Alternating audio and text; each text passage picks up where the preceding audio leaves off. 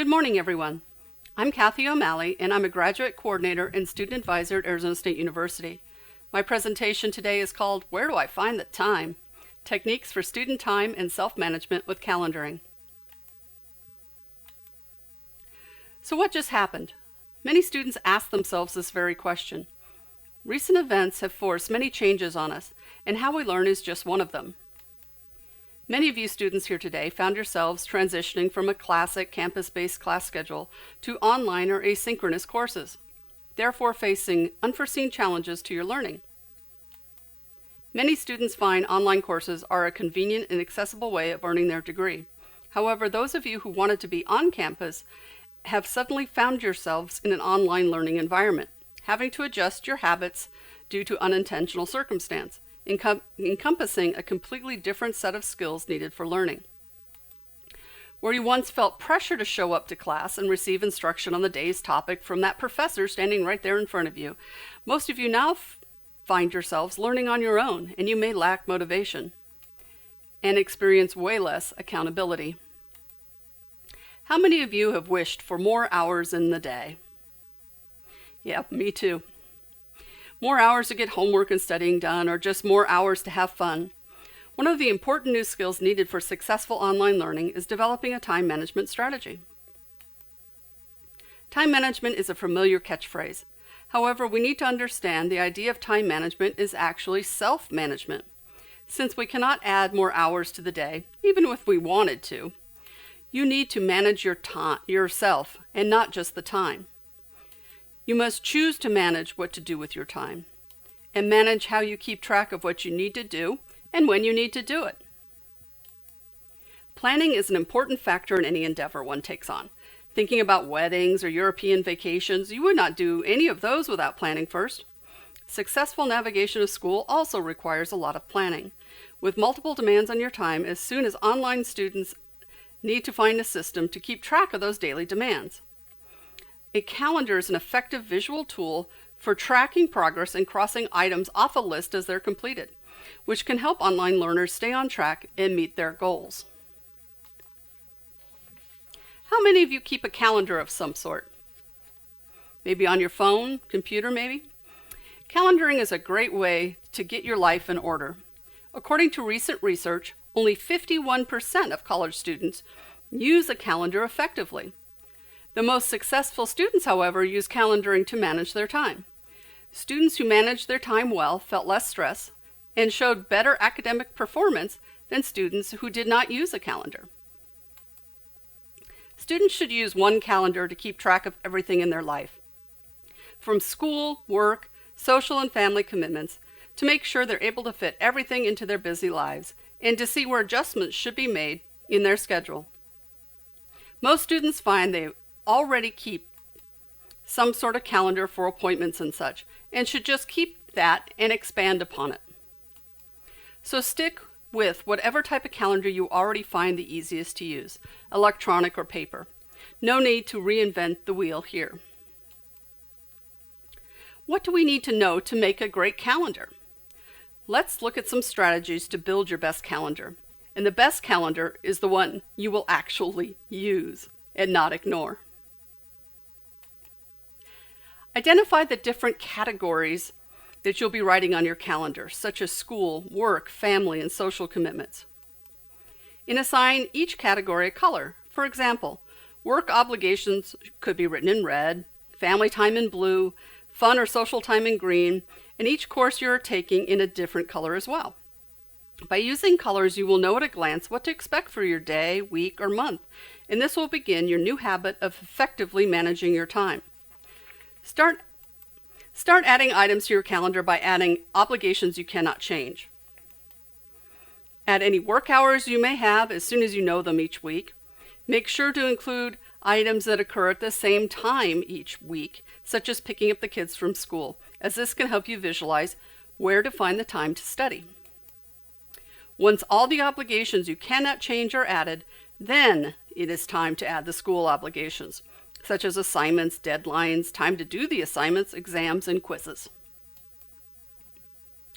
Right now you might be asking yourself, how do I go about gathering all that information on my classes? Yep, you guessed it. It's all in your syllabus for each class. So gather up those syllabi and begin.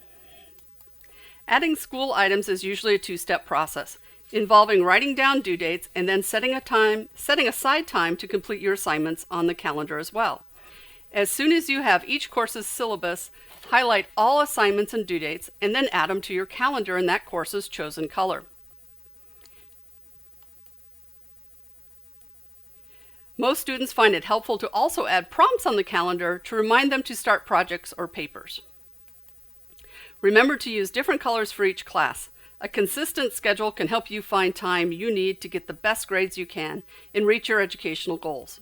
If you find you have set aside too much time to do the reading and assignments for a certain class, then you can always cut back, but it is smarter to err at first on the side of too much time and not too little time when first creating your calendar. But let's be real. Is there something else that gets in the way of your time management? There is an evil that steals away our time management abilities. Procrastination. Have you ever procrastinated? Again, me too. Most of us have for sure. Procrastination is a psychological behavior that affects most people at some point. With some, it's just a minor issue. However, others have procrastination as a source of much anxiety and stress. Procrastinators are usually very optimistic about being able to finish whatever task they have on time, as they have a sense that everything's under control, so there's no real reason to start it right now, right?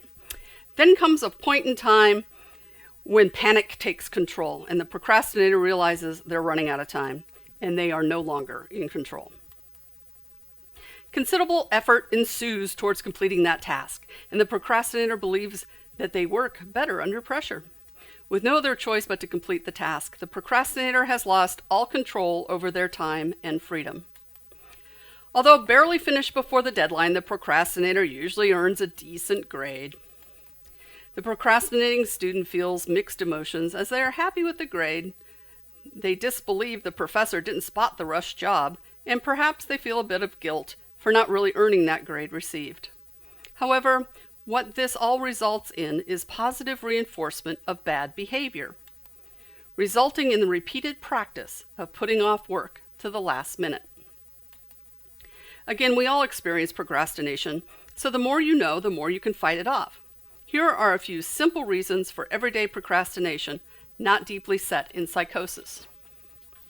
You think what you have to do is too difficult. The paper, the math problems, the readings just seem too hard to do. As humans, we naturally tend to avoid difficult things in favor of those which seem easy or fun for us. Or you think maybe what you have to do is just too time-consuming. You want to have fun, then you'll do the work. The paper, the discussion board, the readings will take large blocks of time, and you don't have any large blocks of time to maybe the weekend. Or perhaps you think what you have to do that you actually lack the knowledge or skills to do. You don't want to make mistakes, so maybe you'll wait till you learn a bit more about it, or maybe ask some questions of the classmates or professor in a few days before you get started. Or you might actually have fear of failure, and you feel everyone will know how you screwed up if you don't do well on the task at hand. So you wait, putting it off until your fear subsides. So what can you do about procrastination? Would you believe there are 4 simple cures? You just do everything opposite of before. Tell yourself, self-talk is a great way to help change your habits, such as procrastination. When you tell yourself you cannot do something, then you likely won't. But if you tell yourself you can, you have a better chance of completing whatever you set your mind to doing. The brain pathways are reinforced by repeated behavior, bad or good. Tell yourself, this isn't so hard. I've done more difficult papers or projects. Tell yourself, this won't take long. I have some time right now to devote to this project.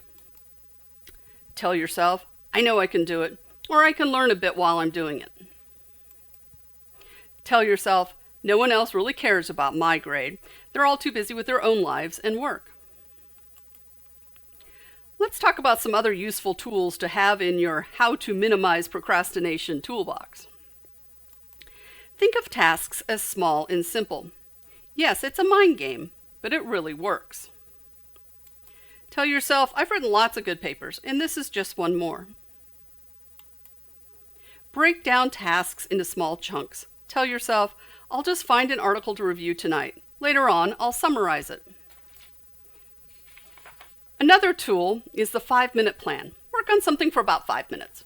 And then at the end of the 5 minutes, go on to something else if you need to. However, once you get involved, you're likely to keep going because starting is often the hardest part of any project. Advertise your plans to your friends. Tell them you're going to work on your assignments, such as write a discussion board, and let peer pressure push you forward. Use a good friend as a role model for non-procrastination. If you have trouble concentrating, study in the presence of someone who doesn't. Modify your environment. If you can't study at home, find a place where you can study, such as a library, or change how and where you study at home. Plan what you're going to do tomorrow and establish priorities. Some students find that simply writing down reasonable starting and stopping times help get them going. Expect some stumbling blocks. Don't expect to get it right the first time when you're trying to minimize procrastination.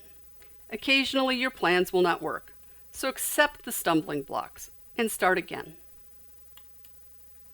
I hope you took away at least 1 or 2 nuggets of information that'll help you through your transition to online learning. Managing your time through calendaring, and managing yourself through positive self-talk. When you practice good planning, you can be resilient and meet your educational goals even when unforeseen circumstances challenge you to adapt. You can do it.